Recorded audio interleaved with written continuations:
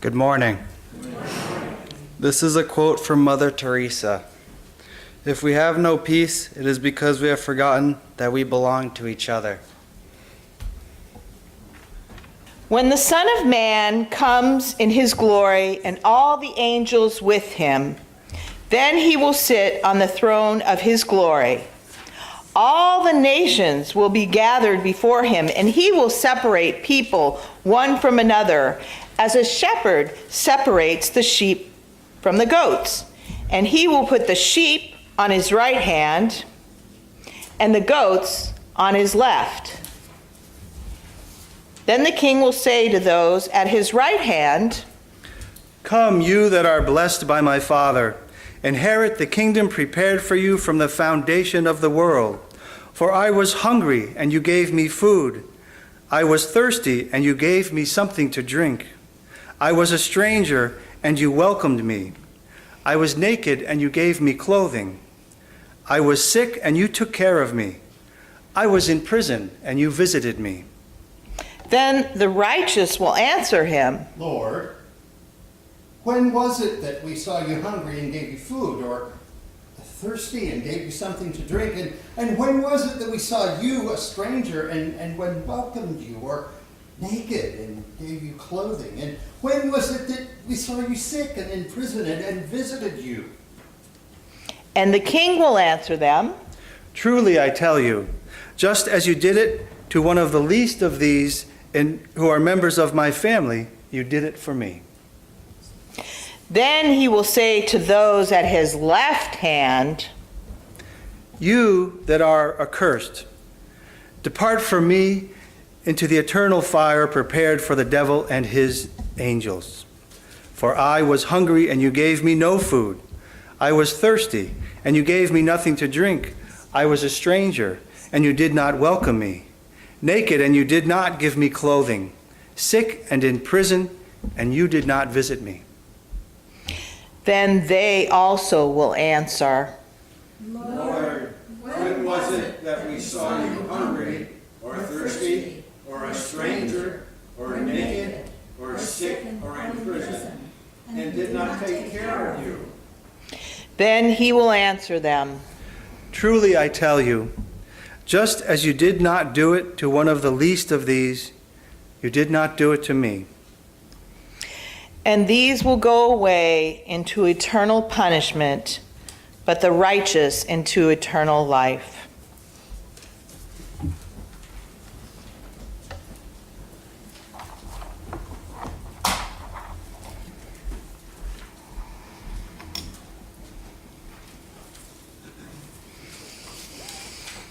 We have been spending Lent exploring many of Jesus' parables. They've been rough to hear, and today is not any easier. But I think it's good for us to remember these are the stories that Jesus told publicly. And I believe these are the stories that got him taken into custody and led to his eventual execution. The parable of the sheep and the goats. Now, this has traditionally been seen as a vision of the end times, a vision of the final judgment.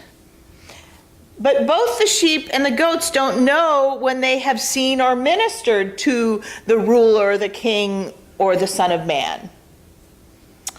So what if they are more about how we are to behave in this life? What if we focus less on judgment in the end times and more on our day-to-day life? See, today is the 5th Sunday in Lent. It's actually the last Sunday of Lent. And we're reading this story right before Easter. Now, in the Revised Common Lectionary, it occurs at the end of Pentecost season, but we are following the narrative lectionary, which looks at the narrative and scope of the scriptures. So this parable occurs in Matthew's gospel right before the Last Supper, the arrest, trial, passion, and death of Jesus. So that's why we're talking about it now in this lectionary, because it occurred right before his passion and his death. And there is a focus on accountability, our accountability. And the reality is nations will be gathered up against Jesus. In a week and a half, we will again be confronted by the injustice of the passion narrative. It's disturbing, and it should be. I've noticed more and more these days people like to avoid coming to those services where we recall the passion and death of Christ. They're hard, they're uncomfortable. But if you think about it, it will be a time where Jesus is vulnerable. Jesus will be naked. Jesus will be thirsty during that period. He will be the vulnerable one that is spoken about in this parable. And I wonder if we can see the injustice of how Christ was treated during the Passion, how can we not see the vulnerable who are before us every day? So this passage can definitely seem like an anti-goat passage. Kimberly and I even kind of searched for cute baby goats to put on the bulletin cover because I wanted cute goats, to seem how could we possibly be banishing and judging them. But we couldn't find a group of cute goats with cute baby sheep. So the good news in this passage is that neither the good sheep or the bad goats knew what they were doing or not doing. The good sheep didn't pass some goodness test. They weren't good because they passed a test. They were good because they were doing the right thing by being with and for the poor, which is where God calls us to be. Everyone is surprised. Both the sheep and the goats are surprised by what happens. But my friend and pastor in Craigville area, Bruce Epperly, pointed out that this gulf between the sheep and the goats is not irreversible. The pain felt by the goats involves recognizing the missed opportunities to care for the vulnerable. There's a real humility if we listen. We are set free to serve. I think this passage was definitely something that was at the heart of Mother Teresa's, and it's wonderful that you talked about Mother Teresa today, Ethan. I think this passage was at the heart of her ministry and the ministry that she created. She had this as a guiding principle, that she felt that she was ministering to Jesus in all that she did, that everyone she met, she saw the face of Christ. And every leper or dying that she helped, she felt she was caring for Christ. If you did it to the least of these, you did it to me, you did it to Jesus. This is a very provocative story in our life as disciples. Again, I ask, how can we think that we would not be among those, as we approached Holy Week, that we would not be among those calling for the crucifixion of Christ? If we have compassion for Jesus being tortured and executed, we must also have compassion for all those around us we hear of who are hungry or thirsty, who are naked or vulnerable, at risk, who are strangers or prisoners, both innocent and guilty prisoners. It's not a nice little platitude. It's challenging. It's hard. We love the Creator by loving the creatures that the Creator has created. There's no separation between loving God and loving the world.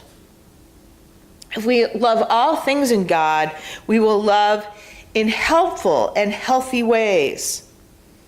Discipleship has been one of the themes of Lent, and it very much fits into the theme of the entire gospel according to Matthew. If faith is faith, if one truly believes, it's not just a matter of our heads, it's not just a matter of knowing, and not just a matter of our intellect. It should change how we live. It should change how we act with one another. At this moment, there are at least 3 million Venezuelans who have rushed out of their country into the neighboring countries of Brazil, Colombia, Peru, Costa Rica, Trinidad, Tobago, and Ecuador. The people are taking to the streets. Their country is in the midst of an economic and political upheaval. And I don't know if the electricity is still on. I know it's been off for weeks. People are suffering there. There are Syrians all over the world who have been displaced. We are facing a worldwide refugee crisis at a point unlike we ever have. Our southern border, especially at El Paso, is bursting at the seams, with numbers being thrown around like 400 times the capacity of people trying to cross the border. People are fleeing all over the world, seeking asylum. And at this point, our government is pushing back, trying to tighten and close the borders. While there are some individuals and different groups who are trying to help, offering food, legal assistance, water, it is ultimately up for each of us to decide. But I want to point out that Jesus did not say to provide for the nice and good folks who look and act like us, who are thirsty, hungry, naked, homeless, imprisoned, or sick. Jesus did not say care for only those innocent prisoners who are behind bars. It's hard. It's challenging. I think that Jesus was telling us not so much to worry about the end times, the rapture, but we need to worry or focus on today, on who our neighbor is, who the least of these are right now, here and now. When we care for the vulnerable, we are caring for God. God feels the pain of the vulnerable, and God rejoices when they are restored to wholeness. I think the parable is about us as individuals, but the parable does mention nations. Nations are judged not by military might, but by the power that feeds the hungry, gives comfort to the thirsty, cares for and uplifts the stranger. And today, if we are to care for prisoners, those who are in prison, then we are challenged to ensure that our legal system is just, that our prisons become places of healing and restoration and reformation, places of hope, not places of profit. God's realm is ultimately the realm of shalom, of peace, where individuals and nations place justice and compassion at the heart of government policy. Over these weeks, Jesus has called us to share in the parables, called us to call out and to bring to light injustice, to give voice to the voiceless, to workers who have no voice, to help them to speak up for themselves. Jesus has called us today to care for the hungry, the thirsty, the prisoner, the stranger, the sick. Some days I believe we are sheep. and other days we're goats. It's also true that our worst enemies are sometimes, we think our worst enemies are full-time goats, but they too have sheep days and goat days. And some of our heroes that we think are sheep of the year are human beings and have goat days too. To be human is to be spectacularly generous and wonderful. To be human is to make mistakes and to not do the things we know we ought to do. But regardless, we are all invited to God's table, where we can be refreshed and fortified to serve another day. Amen.